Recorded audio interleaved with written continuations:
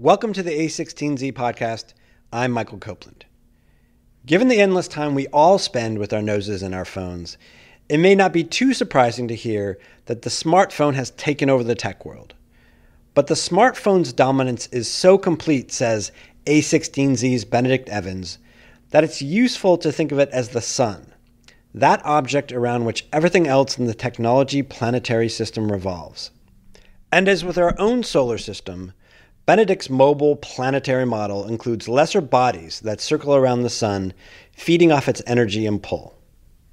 You might see a smart meter is Pluto. It's not very exciting. Doesn't look like it's got very much to do with the mobile industry, but actually it's using smartphone components. Putting the smartphone at the center of things also elevates the mobile supply chain above the other big component stream in tech, the one serving the PC industry. So instead of the guts of PCs being mixed and matched to create new kinds of tech gadgets, it's all the processors, radios, and other bits inside smartphones that are the engine of current and future waves of technology. It's as though someone took a shipping container of Lego and dumped it on the floor. Mm-hmm. You have all these bits and we're just picking up, working out what we can do with them. And so that's what's behind drones and wearables and connected TVs and connected cars and Internet of Things and all of these other things. And if mobile is the sun, the companies and geographies that best harness that energy are dominant. Now it's about Apple and Google, and it's about ARM and Qualcomm and MediaTek, and it's about the San Francisco Bay Area and China. And so all of the places that you'd go and the companies that were important have changed. And again, that doesn't mean that Microsoft or Intel have gone away. It just means that they're not setting the agenda anymore at all. Technology meets astronomy. Plus, Android's stage fright bug and why 3 German car makers are getting into the software business in this segment of the A16Z podcast. I sit here with Copernicus, otherwise known as Benedict Evans. Benedict, welcome. Hello. So, Copernicus, you are not, but you have equated the mobile phone to the sun. Explain for us what the hell you mean. Yeah, so I thought it was just an interesting unifying metaphor for thinking about what's going on in tech. So the fundamental thing that's changed is we've exchanged the PC ecosystem for the mobile ecosystem as the dominant driver, the dominant force in the industry. So you go from 1.5 billion PCs replaced every 4 or 5 years to 4 billion mobile phones, maybe growing to 5 billion mobile phones replaced every 2 years, and those mobile phones are converting very quickly to smartphones. There's probably 2 billion smartphones on Earth today, maybe 2.5 billion, and the great majority of those mobile phones will convert. And so we'll end up with something like 1.5 billion PCs and 4 to 5 billion smartphones, and those smartphones, again, being replaced every 2 years. So just a much, much, much bigger industry. And you're not saying that the PC goes away anytime soon, and we're not arguing that, but just that that's the number of PCs we're Yeah, exactly. I mean, there's 2 separate things. One is just the sheer number of devices being sold reshapes the hardware ecosystem. Secondly, the fact that smartphones are now at least half of all time spent online reshapes how the internet works, reshapes how all sorts of consumer services works. In the longer term, it seems kind of inevitable that mobile devices start replacing more and more of how PC gets used, and I've written about what will happen to Microsoft Office over the next 5-10 years, but that's kind of a separate conversation. I think the core of it is that it is now the mobile phone that's just kind of the center of how the tech industry works, and that gets manifested in a couple of different ways. One way it gets manifested is that the supply chain becomes extremely important for everyone else. That is to say, almost all of the components for smartphones are available off the shelf as commodity bits and pieces. And in addition, almost all smartphones are made by contract manufacturers who will put those components together for you to make something else. And so it's as though someone took a shipping container of Lego and dumped it on the floor. Mm-hmm. You have all these bits and we're just picking up, working out what we can do with them. And so that's what's behind drones and wearables and connected TVs and connected cars and Internet of Things and all of these other things. They're all basically using smartphone components and also all being put together by smartphone manufacturers or smartphone contract manufacturers, so Foxconn and all those kinds of companies. And it's not, to Peter Levine's point here at the firm, it's not just, smartphones are going into drones and things that are small and things that are like embedded in your light switch, but that the components... into servers as well. Yes. But into everything, right? It turns out that you just have a much, much, much bigger industry, and so you have much higher volume, you have much greater rate of innovation, and you have all these new kinds of components that didn't exist before. And in a data center, for example, it turns out that being low power and low temperature is actually really important in a rack, just as it's really important in a smartphone. So you have all these kind of generalizable applications, and then that ecosystem spreads out to all the components that are used to create all sorts of other things as well. Now, the interesting thing that comes out of that is that it means that the center of gravity for the companies and the places that matter have changed as well. So it used to be that you would go to Microsoft or NTT Docomo or Nokia or Intel to find out the future. And you'd go to Seattle and you'd go to Finland and you'd go to Japan to see the future. Right. And that's not true anymore.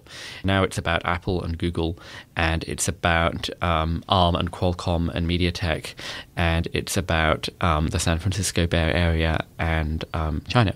And so all of the places that you'd go and the companies that were important have changed.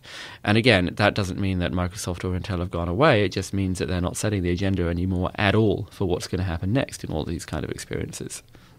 And so if the mobile phone is the sun, and to continue the planetary analogy, what are the rest of the planets out there, and kind of how do they spin so around? this was the thing. So I actually came to this thinking about the watch, which is that you have all sorts of different planets and different orbits, and they're big and small, and they're boring or interesting or exciting or... then you have kind of like messaging out as a comets, that kind of spin around and explode. Or every now and again, yeah. Every now and then one of them glows in the sky. Right. Look, it's a meerkat. Yeah, and so, you might see a smart meter is Pluto. It's like it's not very exciting. It doesn't look like it's got very much to do with the mobile industry, but actually it's using smartphone components. Right. Then you might have...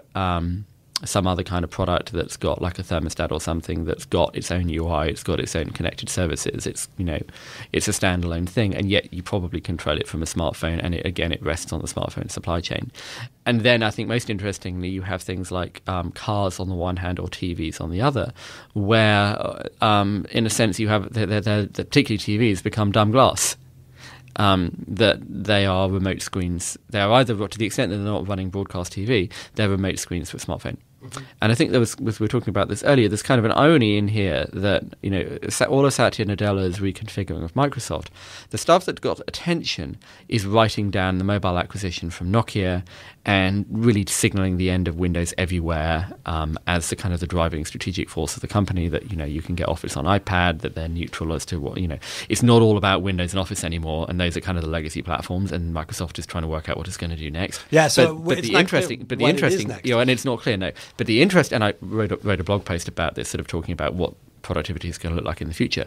But the interesting thing in this context is it's not just the death of Windows everywhere, it's also that Satya said very clearly that the Xbox isn't core anymore. So that is fascinating to me, because the Xbox was one of those things where if you were at Microsoft and you wanted to be like on the team that mattered and the team that was going places, you often wanted to go to the Xbox team. Yeah, it's a bit like Google Plus at Google. That's what the chief executive. So what happened, or what is this an admission of? Well, there's an irony, or at least a I don't know, acknowledgement on it. So there's an irony here. So I was chatting about this on Twitter the other day, that sort of if you look at all the predictions of what was going to happen that people were making in 1990, it all sort of presumed that there would be a small number of big companies that would build everything.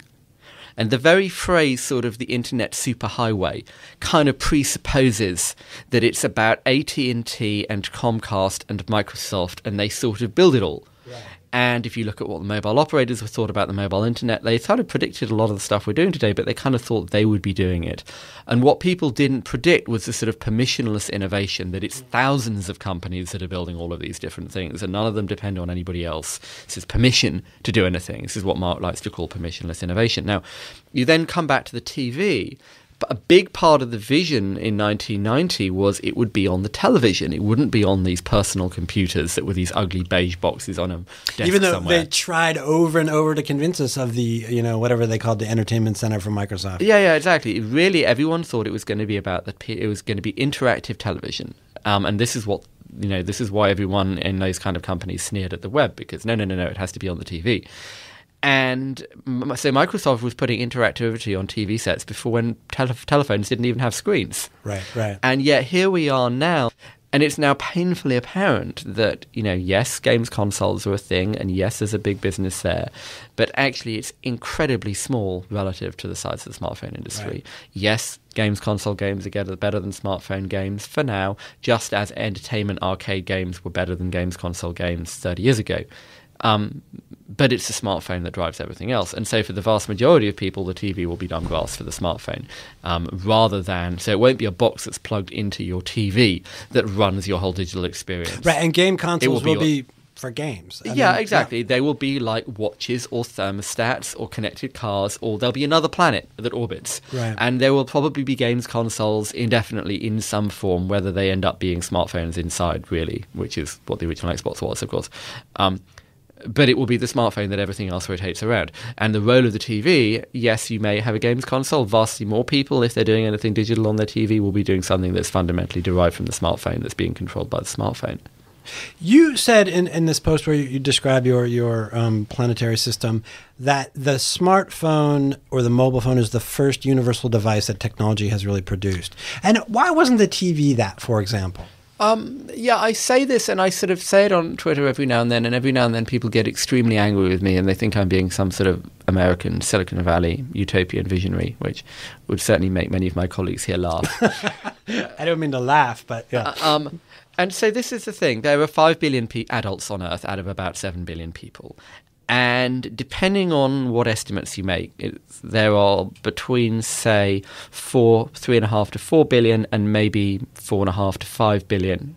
So let's say 3.5 to 4.5 billion people on Earth have a mobile phone today. 3.5 to 4 billion out of 5 billion adults. And so we are now long past the point that you could argue about, is an impoverished farmer in rural Africa going to have a mobile phone? Is a fisherman in Indonesia going to have a mobile phone? The answer is yes, he will, and quite possibly someone in his village has one right now. Right. You look at sub-Saharan Africa, it's already at 40% population penetration of mobile phones, and that will go up to the same 70-80% that you have in Western Europe. And of real people, there's always 10% of the population doesn't get these things even in America. And so, these are now, a mobile entry price of a mobile phone now is $5 to $10 to buy the phone, and an Android phone is $30 to $40, and that's not a subsidized price, that's the actual price of buying the thing. And then you get onto a whole set of challenges around, well, what do they pay for data? How do they charge their phone? What do they pay to charge their phone? Because they're probably paying someone who has power to charge their phone. Where does solar come into that? Where does Google's drones and all this stuff come into that? So you get a whole kind of grey area around the edges. But fundamentally, you get to a point that there are 4 or 5 billion people on Earth who have a smartphone. And PCs are about 1.5 billion, and half of those are corporate.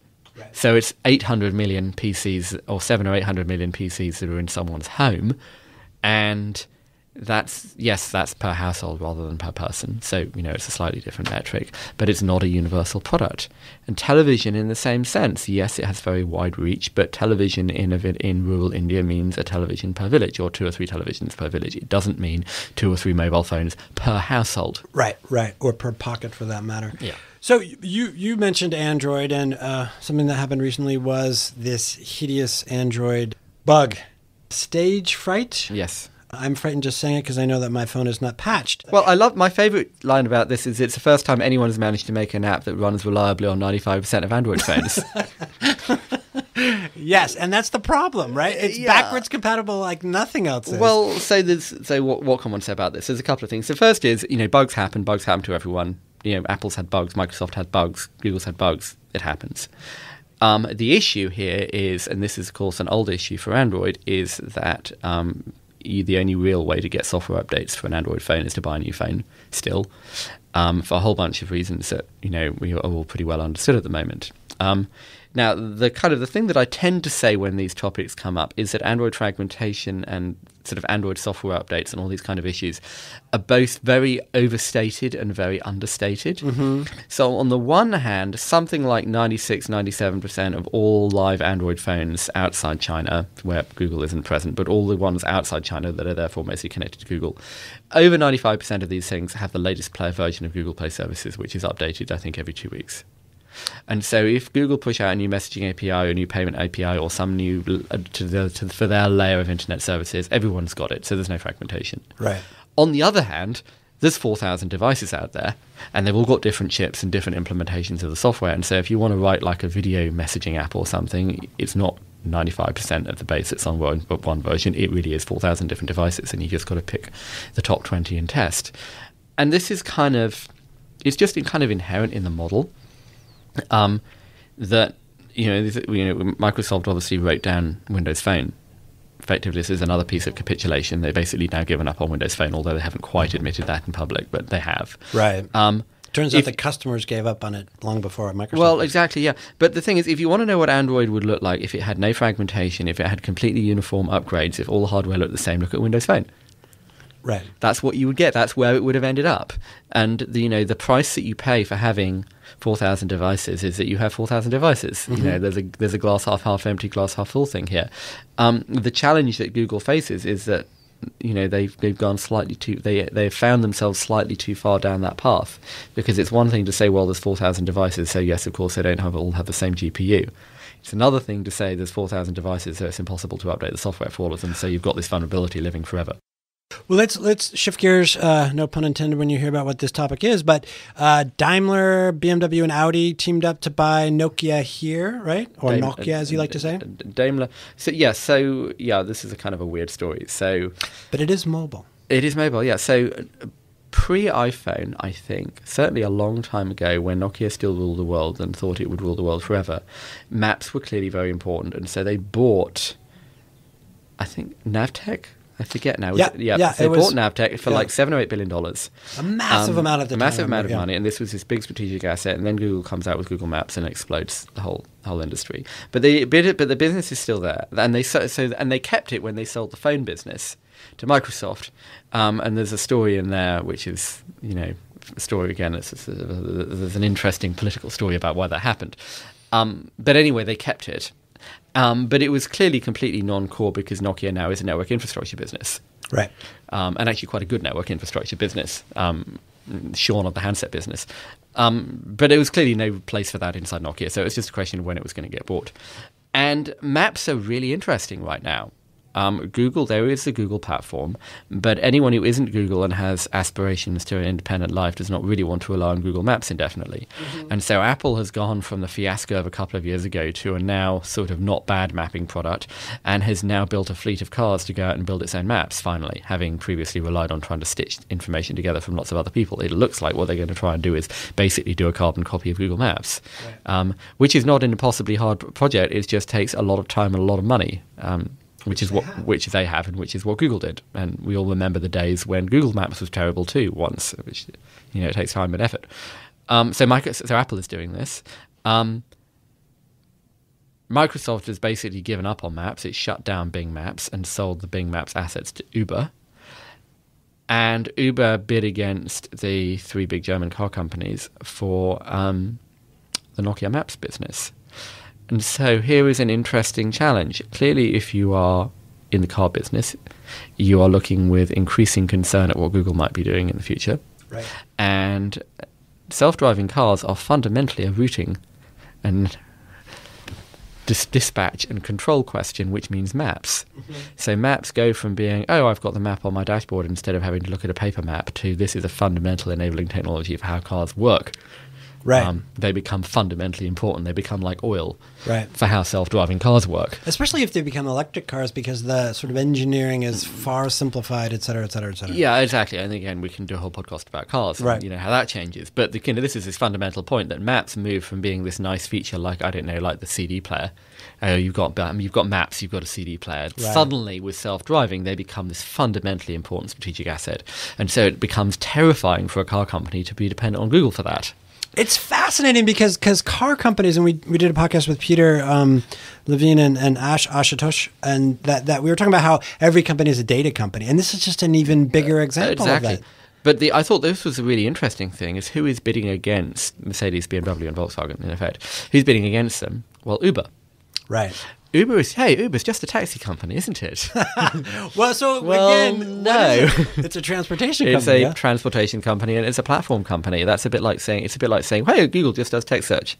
Right. Well, no, Google is a machine learning engine. Google is about understanding everything. And what is Uber? Well, Uber is you call it transport, call it logistics, call it. The way that I think about maps is that maps are kind of page rank for the real world. And so if it is your business to send stuff around or own stuff that moves around within that, then you need to own maps. But all of this, again, comes back to my kind of original point that the smartphone is the sort of the sun for all of this. Everything revolves around mobile. Everything revolves around that pocket supercomputer that you have. Now, it may be that the car is doing this as well. I have this incredibly clever and very sophisticated device for integrating smartness into my 2009 car, which is it's a rubber clip that slots into the air conditioning vent, and I can instantly add the latest pocket supercomputer to my car. It's amazing. It's right there, huh? Yeah, exactly. Why does it? And so I always feel slightly ambivalent about the idea that you should add any kind of a smartness to a car. Like, why don't I just use my phone? Well, it's funny. I remember having a conversation with a very large American car company a few years back for a story, and I told them exactly that. I'm like, you guys, this is your domain, and it's disappearing. It's going to this thing in my pocket right now.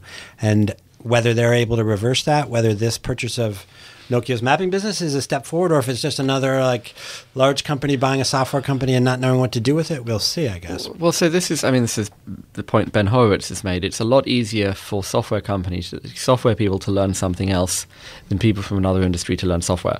And so, we talked about the Android vulnerability. What about the Chrysler Jeep vulnerability?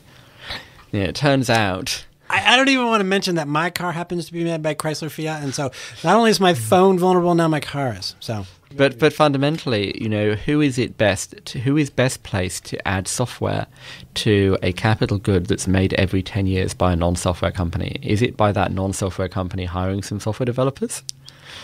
Or is it best added by Google, Apple, Uber, somebody else? It's the smartphone that drives it. And, we talk about the Xbox, you can talk about the car. Again, the TV is dumb glass. And the screens in the car are dumb glass, actually, and they should be powered by the smartphone.